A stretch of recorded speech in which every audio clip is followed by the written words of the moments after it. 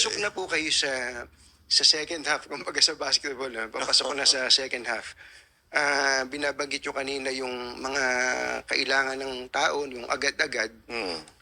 Ako din po, yun din po ang nakita ko na agad-agad, especially yung tungkol sa bigas. Pagkain, number one yan eh. No?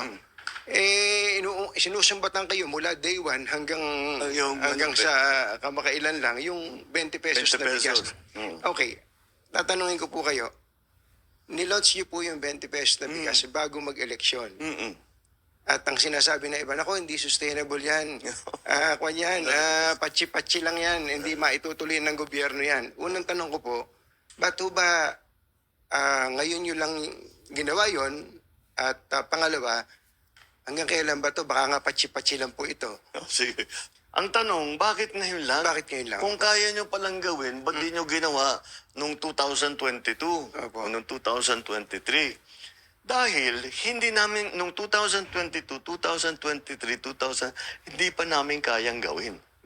Bakit? Ang key dyan ay yung production. Opo. Kaya patayo namin ng irrigation, ang dami naming dam na ginawa, ang dami na naming pinamigay na makinarya. 2023, ang ani ng palay sa Pilipinas, pinakamataas sa kasaysayan ng Pilipinas. Nalampasan pa yun noong 2024. Opo.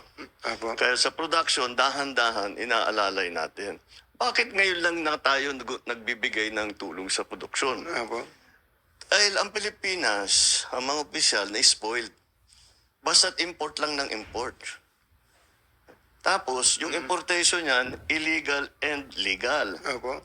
Ang katotohanan, smuggled na bigas. Kaya nag-hoard. Opo. Yan. Ang una na, kung titignan ninyo, ang isa sa una namin ginawa, nag-raid kami ng mga warehouse. Itong pinakamalupit. Sinabi namin, ba't may ganito? At hindi na iniintindi, basta't puro ang import natin. Dahil ang nag-i-smuggle, mga official din ng gobyerno. Kumikita sila. Opo. O di bakit nila papalitan? Sige, pasok lang sila ng pasok. Hindi nila iniintindi ang production. Hindi nila iniintindi yung sistema.